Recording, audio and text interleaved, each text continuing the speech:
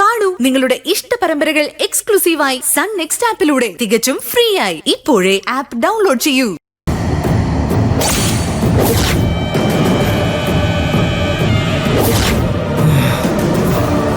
മൃത്യുലേഖ വാക്കു പാലിച്ചു. ഇതാ അങ്ങയുടെ ഹോമദ്രവ്യം. ജീവനുള്ള മനുഷ്യബാലിക. മിടുക്കി, എത്രയോ നാളുകളായി ഈ നിമിഷത്തിനു വേണ്ടി ഞാൻ കാത്തിരിക്കുന്നു. ഇനി അങ്ങ് പറയൂ, ഇവിടെ ഞാൻ ഈ ക്ഷണം തന്നെ അഗ്നിയിൽ ഹോമിക്കട്ടെ? അരുത്. അമാവാസിയുടെ 3-ാം യാമത്തിൽ നരകവാതിൽ തുറക്കുന്ന നേരത്ത് ഈ ആത്മാവിനെ അതിലൂടെ കടത്തിവിട്ടാൽ പിന്നീട് ഒരിക്കലും ഏത് ശക്തി വിചാരിച്ചാലും ഇവളെ തിരിച്ചു കൊണ്ടുവരാനാവില്ല. ഇവളുടെ മുതുമുത്തശ്ശി അത്യപൂർവ ശക്തിയുള്ള ആ ആത്മാവ് ശക്തി ക്ഷയിച്ച് നശിച്ചു പോയില്ലേ? ആ സ്ഥിതി തന്നെയായിരിക്കും ഇവൾക്കും സംഭവിക്കാൻ പോകുന്നത്. അതുകൂടി കഴിഞ്ഞാൽ പിന്നീട് എന്നെ ജയിക്കാൻ ആർക്കും ആവില്ല. ഇവളില്ലാതാകുന്നതോടുകൂടി മൂക്കുത്തിയുടെ ശക്തി തിരികെ കിട്ടും. പിന്നെ നിധി വേട്ടയാണ്. അതുകൂടി കഴിയുമ്പോൾ ഈ ഞാൻ അമരനാകും. ചലേ, ഇവളെ ഹോമിക്കാനുള്ള അഗ്നികുണ്ഡം തയ്യാറാക്കൂ. പൂജ കഴിഞ്ഞുള്ള അമാവാസിയുടെ 3-ാം യാമത്തിൽ ജീവനുള്ള ഈ ബാലിക കത്തി ചാമ്പലാകണം.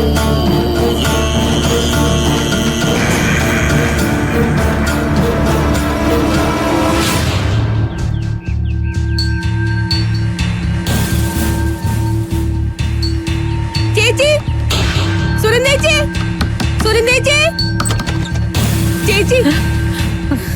ലതയോ? എന്താ ലത, ഒരു മുന്നറിയിപ്പും ഇല്ലാതെ?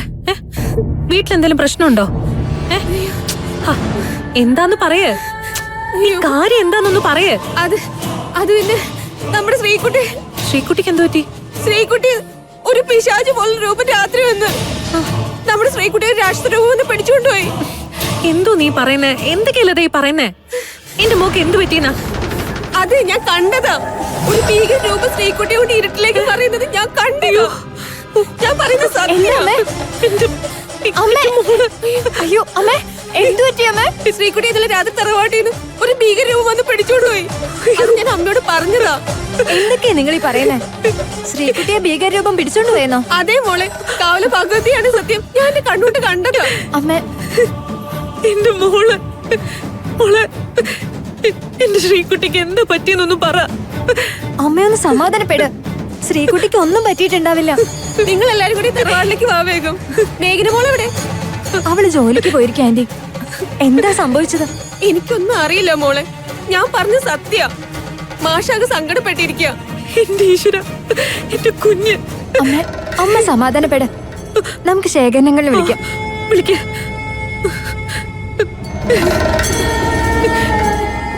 ധൈര്യമുണ്ടമ്മേ, അമ്മ സംസാരിക്കാം. സാർ, ഞാൻ സുനന്ദയാണ്. ഞാനൊരു അത്യാവശ്യ കാര്യം പറയാൻ വിളിച്ചതാ. എന്താണെങ്കിലും പറഞ്ഞോളൂ. തറവാട്ടിന്ന് ശ്രീകുട്ടി ആരോ ബലമായിട്ട് പിടിച്ചോണ്ടുപോയി. അതപ്പോൾ രാത്രി. സുനന്ദയുടെ ആരെ ഈ വിവരം പറഞ്ഞത്? സത്യ സാറേ, അവിടെ ജോലിക്ക് വരുന്ന ലതയാ ഇപ്പൊ ഈ വിവരം വന്ന് പറഞ്ഞത്. എന്റെ മോളെ എങ്ങനെയെങ്കിലും കണ്ടെത്തി തരണം സാർ. സുനന്ദ വിഷമിക്കണ്ട, ഞാൻ ഉടനെ വേണ്ടത് ചെയ്യാം. ഇപ്പോൾ തന്നെ DGP വിളിച്ച് വിവരം പറയാം. അപ്പോൾ പോലീസ് ഊർജിതമായിട്ട് അന്വേഷിക്കുകയും ചെയ്യും. വിഷമിക്കണ്ടെന്നേ, കുഞ്ഞിനെ കൊണ്ടുപോയത് ആരായാലും ഉടനെ അവർ പിടിയിലാകും. സാർ, എങ്ങനെയെങ്കിലും എന്റെ ശ്രീകുട്ടിയെ രക്ഷിക്കണം സാറല്ലാതെ ഞങ്ങൾക്ക് ഇപ്പൊ ഇത് പറയാൻ വേറെ ആരുമില്ല. വിഷമിക്കണ്ടെന്നേ, ധൈര്യമായിട്ടിരിക്കെ. മോൾക്കൊരു കുഴപ്പവും സംഭവിക്കില്ല. വല്ല ഭിക്ഷാടന മാഫിയക്കാരോ വല്ലവരും ആയിരിക്കും ഇതിന് പിന്നിൽ. എന്തായാലും ഞാൻ ഇപ്പൊ തന്നെ DGP വിളിച്ച് പറയാം. മോൾ എവിടെയാണെങ്കിലും വിഷമിക്കണ്ട, അവര് രക്ഷിച്ചോളും. ശരി സാർ. പിന്നെ ഒരു കാര്യം പ്രത്യേകം ശ്രദ്ധിക്കണം. തൽക്കാലം ഈ വിവരം ടിവിക്കാരും പത്രക്കാരും ആരും അറിയരുത്. അറിഞ്ഞുപോയാ പിന്നെ അതിന്റെ പിറകെ ചർച്ചയും ബഹളവും ഒക്കെയാകും. നാണക്കേട് നമുക്കാണ്. ഇല്ല സാർ, ഞങ്ങൾ ആരോടും പറയില്ല. ശരി, ഞാൻ ഉടനെ വേണ്ടത് ചെയ്യാം. മോള് ധൈര്യമായിട്ടിരിക്കെ. ആ ആ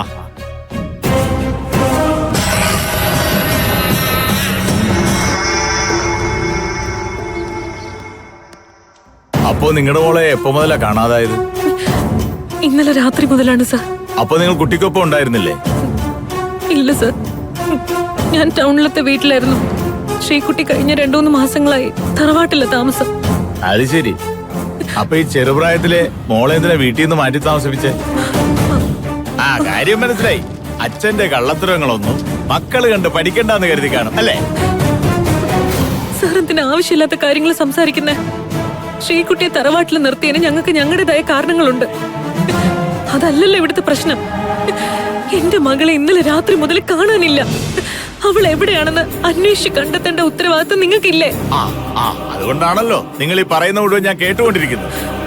അല്ല, കുട്ടി മിസ്സിംഗ് ആയപ്പോ ആരായിരുന്നു അവൾക്കൊപ്പം ഉണ്ടായിരുന്നത്? ഞാനും ശ്രീകുട്ടിയുടെ അപ്പൂപ്പനും ഉണ്ടായിരുന്നു. ആ ബെസ്റ്റ് കക്ഷികളാ രണ്ടുപേരും. അല്ല, ഞാനെന്ന് ചോദിച്ചോട്ടെ, ഈ കാണാതായ പെൺകുട്ടി ഹരിഹര ബ്രഹ്മജ്ഞാനസ്വാമിയുടെ ആശ്രമത്തിലുണ്ടെന്ന് എന്താ നിങ്ങൾക്ക് ഇത്ര ഉറപ്പ്? സാർ, എന്റെ മോൻ അപ്പൂസിനെയും അവര് ബലമായിട്ട് പിടിച്ചു നിർത്തിയിരിക്കുക.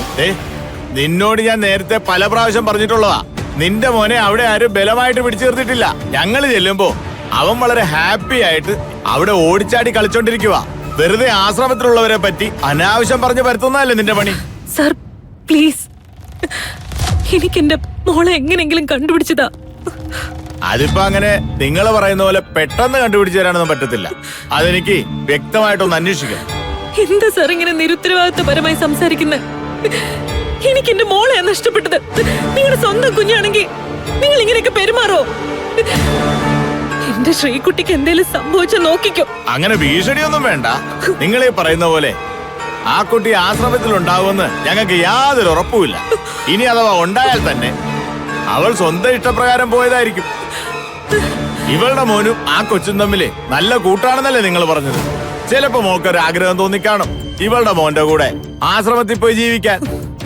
സർ, അവൾ എവിടെയാണെങ്കിലും എനിക്ക് അവളെ കണ്ടുപിടിച്ചേ പറ്റൂ. അതിനു വേണ്ടിയാ ഞാൻ പോലീസിന്റെ സഹായം തേടിയത്. അതൊക്കെ ഞങ്ങൾക്ക് മനസ്സിലായി. ഞങ്ങളാൽ കഴിയുന്ന വിധം അന്വേഷിക്കാം. കുട്ടിയേന് വല്ല ഭിക്ഷക്കാരോ മനോരോഗികളോ തട്ടിക്കൊണ്ടുപോയതാണെങ്കിലോ? ഭിക്ഷക്കാർക്ക് വരെ ഇന്റർസ്റ്റേറ്റ് മാഫിയ ഉള്ള കാലമാ.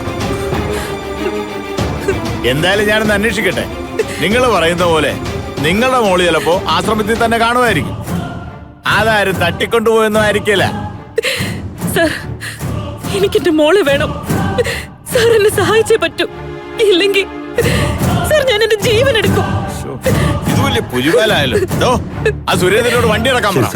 ആ പോയി നോക്കാം. ഇനി നിങ്ങൾ പറഞ്ഞ പോലെ ആശ്രമത്തിൽ കൂടി ഒന്ന് അന്വേഷിച്ചേക്കാം. വന്ന് വണ്ടിയെ കയറ്. ഓരോരോ മെനക്കെടുകൾ. ചേച്ചി, ശ്രീകുട്ടി അവിടെ തന്നെ കാണുമെന്ന് എനിക്ക് തോന്നുന്നേ.